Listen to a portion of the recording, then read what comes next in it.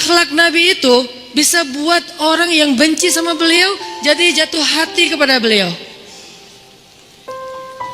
Kalau kita udah jatuh hati jadi benci. Kebalik. Nabi orang yang marah kepada beliau jadi jatuh cinta. Kita hampir jatuh cinta jadi marah. Kebalik nih akhlaknya. Berarti kita harus belajar banyak nih dari Rasulullah tentang akhlak.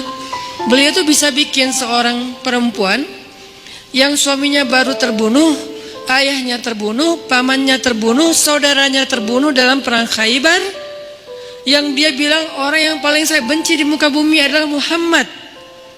Terus tiba-tiba yang namanya Muhammad datang menghampirinya di dalam tendanya, ditemani oleh beberapa orang sahabat. Lalu kisah itu diriwayatkan, Nabi datang dengan raut wajah yang penuh empati. Dengan raut wajah yang penuh empati, bukan raut wajah orang yang sebagai pemenang perang. Kan Nabi menang perang waktu itu sebagai seorang tuan, bukan, yang empati, yang kayak sahabat banget gitu.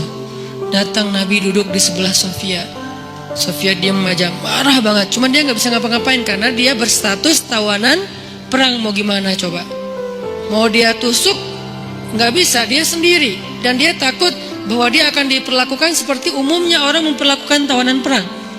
Karena dia belum paham, belum kenal Rasulullah. Dia kaget ketika Rasulullah SAW minta maaf sama dia. Kaget, nggak ada cerita orang dalam perang yang menang minta maaf kepada yang kalah. Ada nggak cerita kayak gitu? Nggak ada tuh. Yang menang minta maaf sama yang kalah. Maaf ya, kami menang. Jangankan perang, sepak bola aja susah nyari yang kayak gitu kan ya. Ini akhlak nih untuk kita teman-teman di Bandung dengan Persibnya, nanti di Jakarta dengan apa Jakarta teh? Persijanya.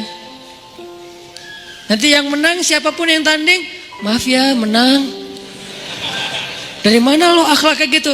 Rasulullah. Karena yang itu lebih serius loh daripada bola. Bola kan cuma permainan, entertain, olahraga kan. Gak seserius perang. Perang itu serius. Kalah itu meninggal, artinya terbunuh. Kalau kita kalah paling ya kurangin apa, nggak dapat skor gitu, nggak dapat poin. Kalau itu kalah, terbunuh.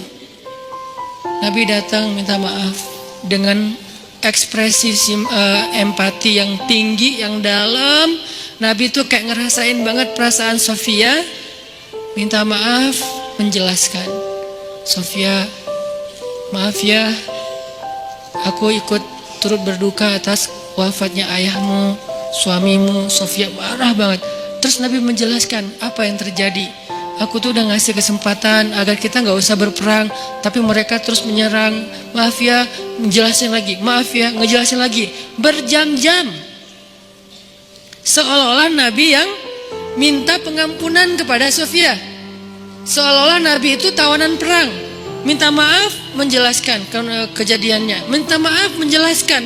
Terus kayak gitu dengan ekspresi serius. Dan kelihatan banget lah ucapan dan ekspresi orang yang jujur kan kelihatan ya.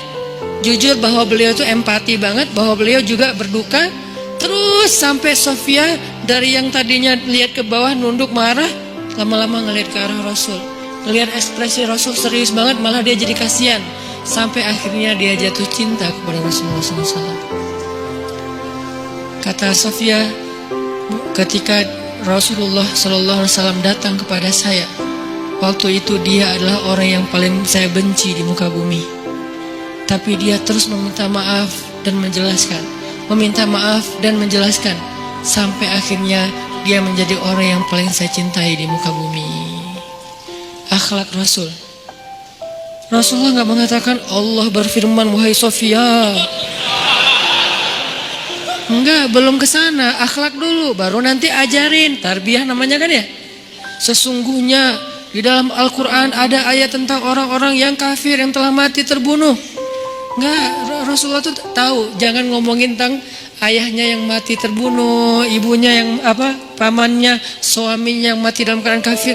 Nabi nggak mau ngomongin itu. Kenapa? Menjaga perasaan Sofia. Kok masih dijaga sih perasaan? Kan mereka beda agama, mereka orang kafir. Inilah akhlak Rasul. Sehingga Nabi membahas yang membuat Sofia merasa kayak dihargai sebagai seorang janda, sebagai seorang perempuan, sebagai seorang yatim, sebagai seorang tawanan. Sehingga dia takjub dengan akhlak Nabi. Akhirnya dia cerita, ya Rasulullah, belum beriman udah manggil, ya Rasulullah, saya pernah bermimpi bahwa dalam mimpi saya melihat ada rembulan di atas kota Madinah, lalu jatuh ke pangkuan saya. Jibril turun bilang ke Rasulullah, apa maksud dari mimpi itu? Tahu nggak Rasulullah apa maksud mimpi? Apa Jibril? Maksudnya rembulan itu kamu. Maksudnya dia akan jadi istri kamu di dunia dan akhirat. Rasulullah langsung, aduh mana ya? Rasulullah juga orang yang ra'fah banget tuh. Bil mu'minina ra'ufun rahim tuh Rasulullah. Nggak enak, kan dia masih janda baru meninggal suaminya, masa saya lamar gimana ya? Kata Jibril, ya Rasulullah, Allah suruh engkau melamar dia untukmu menjadi istrimu di dunia dan di akhirat. Rasulullah dengan gak enak hati mengatakan, Sofia, aku ingin melamar kamu. Sofia, gimana ya? Itu mah cewek ya. Saya mencoba untuk menghayati kisah ini dari angle cewek elegan ya, bukan cewek biasa. Oh boleh nggak apa-apa sih, gue sih enggak. Cewek elegan, cewek elegan, cewek terhormat, cewek yang soleha walaupun belum beriman, pasti dia nggak akan bilang, Alhamdulillah, Masya Allah, A-nya panjang gitu kan ya. Terus pakai emoticon berderai-derai, enggak. Dia terhormat. Dia akhirnya, saya terserah gimana baiknya aja. Menikahlah Nabi dengan Sofia. Modalnya apa? Akhlak.